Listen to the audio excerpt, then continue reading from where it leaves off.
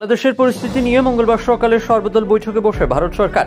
প্রধানমন্ত্রী নরেন্দ্র মোদী সহ বিদেশমন্ত্রী, স্বরাষ্ট্রমন্ত্রী উপস্থিত ছিলেন। এই বৈঠকে ছিলেন বিরোধী দলের নেতা রাহুল গান্ধী, মল্লিকার্জুন খার্গে সহ সাংসদরা।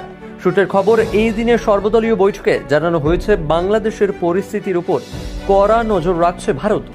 সর্বদলীয় বৈঠক শেষে জানানো হয়েছে ওখানে বর্তমানে 20,000 মতো ভারতীয় রয়েছেন। তবে ভারত সরকার মনে করছে এখনোই সেখানে এমন পরিস্থিতি নেই যে ভারতীয়দের ফিরিয়ে আনতে হবে। প্রসঙ্গত, ইতিমধ্যেই 8,000 ভারতীয় পড়ুয়া বাংলাদেশ থেকে ফিরে এসেছে বলে সব রাজনৈতিক দলের প্রতিনিধিদের জানিয়েছে সরকার। এখনোই শেখ হাসিনা সম্পর্কেও কোনো সিদ্ধান্ত নেওয়া হয়নি সরকারের তরফে, এমনটাই কেন্দ্রের তরফে জানানো হয় সর্বদল বৈঠকে। সূত্রের খবর, বিরোধীরাও জানিয়েছেন এই বিষয়ে আমরা সরকারের সঙ্গে আছি, তবে বাংলাদেশ ইস্যুতে সংসদে কোনো আলোচনা হবে বলে সরকার জানায়নি। কেন্দ্রের তরফে বিদেশমন্ত্রী এস জয়শঙ্কর জানিয়েছেন, সীমান্ত পরিস্থিতি উদ্বেগজনক নয়, আমাদের পর্যাপ্ত চেক পয়েন্ট আছে।